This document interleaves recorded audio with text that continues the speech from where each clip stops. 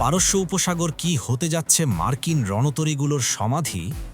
Donald ট্রাম্পের দম্ভকে চূর্ণ করে দিয়ে ইরানের সর্বোচ্চ নেতা আয়াতুল্লাহ আলী খামেনি দিয়েছেন এক চরম হুঁশিয়ারি।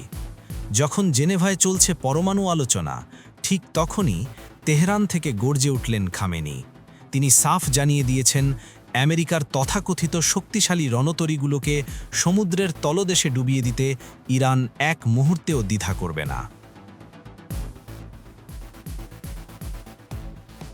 সম্প্রতি মার্কিন প্রেসিডেন্ট ডোনাল্ড ট্রাম্প তার সেনাবাহিনীকে বিশ্বের শ্রেষ্ঠ দাবি করে ইরানকে প্রচ্ছন্ন হুমকি দিয়েছিলেন। তিনি বলেছিলেন, আলোচনা ব্যর্থ হলে বিশ্বের বৃহত্তম বিমানবাহী রণতরী ইউএসএস জেরাল্ড আর ফোর্ড ইরানি জলসীমায় পাঠানো হবে। কিন্তু ট্রাম্পের এই হুমকিকে বৃদ্ধাঙ্গুলি দেখিয়ে খামেনি বলেছেন, বিশ্বের সবচেয়ে শক্তিশালী সেনাবাহিনী এমন এক চপেটাঘাত খেতে পারে যা থেকে তারা আর কখনোই সেরে উঠবে না।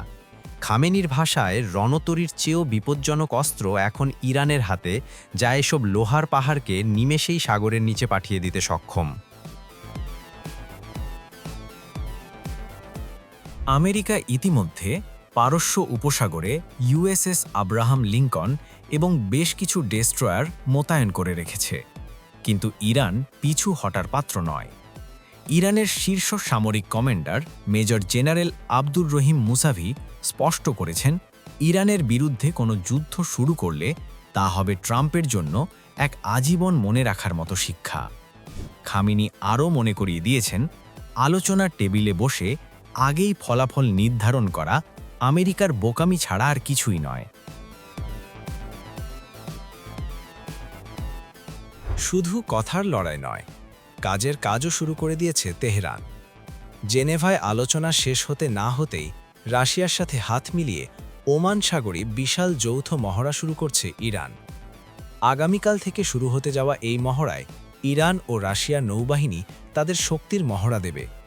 লক্ষ্য একটাই, মধ্যপ্রাচ্যে মার্কিন একাধিপত্য গুঁড়িয়ে দেওয়া। এই মহড়ার নিরাপত্তার স্বার্থে বিশ্বের অন্যতম গুরুত্বপূর্ণ জ্বালানি পথ হরমুজ প্রণালী কয়েক ঘন্টার জন্য বন্ধ রাখারও ঘোষণা দিয়েছে তেহরান। ইরান ইসরায়েল যুদ্ধের সেই ক্ষত এখনও শুকায়নি। এর মধ্যেই আমেরিকার এই উস্কানি মধ্যপ্রাচ্যকে এক নতুন যুদ্ধের দিকে ঠেলে দিচ্ছে।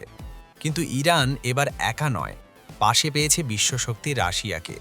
একদিকে আলোচনার টেবিল, অন্যদিকে সাগরে মিসাইল আর রণতরীর গর্জন। সব মিলিয়ে ট্রাম্পের ম্যাক্সিমাম প্রেসার নীতি এখন বুমের্যাং হতে চলেছে।